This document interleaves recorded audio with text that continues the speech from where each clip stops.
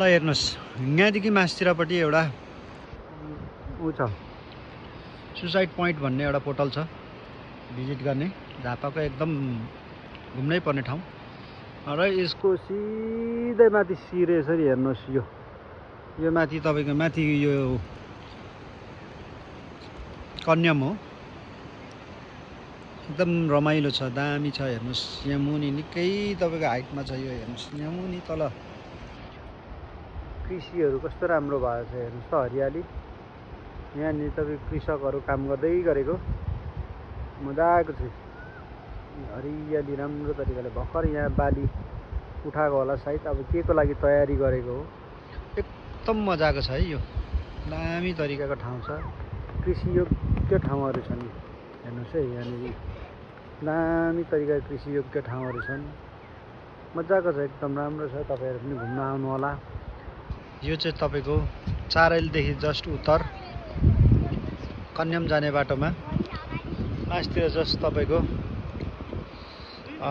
अलिकति माथि तपाईँको उसमा आइपुगेपछि चाहिँ आउनु हुन्छ। एकदम मजाको छ यो, यतापट्टिको गाउँ पनि एकदम राम्रो छ, दामी छ। यो लगभग अब तराई र पहाडको सङ्गम, अर्थात् पहाडको अन्त्य र तपाईँको तराईको लगभग पनि अन्त्य, माथि र भेकको अन्त्य जस्तै यो बिचको एउटा सङ्गमको ठाउँ हो अलिकति यसको है। तर यहाँनिर अलिकति यो ढुङ्गे छ, त्यही भएको कारणले गर्दा पनि यो स्पेसली एकदमै राम्रो छ यो ठाउँ है। र गर्मीमा धेरै यो खोलामा तपाईँको तराईबाट लगभग यहाँदेखि अलिकति तलतिर दक्षिण अब तल्लो भेग तराई हो, गर्मी जग्गा हो यो। अब गर्मी समय अत्याधिक भएको कारणले गर्दाखेरि आज चाहिँ त्यति गर्मी छैन, पानी परेकोले शीतल छ। गर्मी भएको बेला धेरै जस्तो मान्छेहरू शनिबारको दिन चाहिँ प्रायः सबै रिफ्रेस हुनुको लागि यो तपाईँको खोला र यो तपाईँको यतापट्टिको खोलामा हेर्नुहोस् तपाईँहरू पौडी खेल्न आउने गर्छ। तर यसको आउने ठाउँ चाहिँ माथि सुसाइड पोइन्टबाट यसो भित्रपट्टिबाट जान्छ है, आउनुहोस्। र यसको तपाईँको यतातिर पनि धेरै मान्छेहरू पौडी खेल्ने गर्छन्, तर स्पेसली पौडी खेल्ने ठाउँ चाहिँ त्यता हो।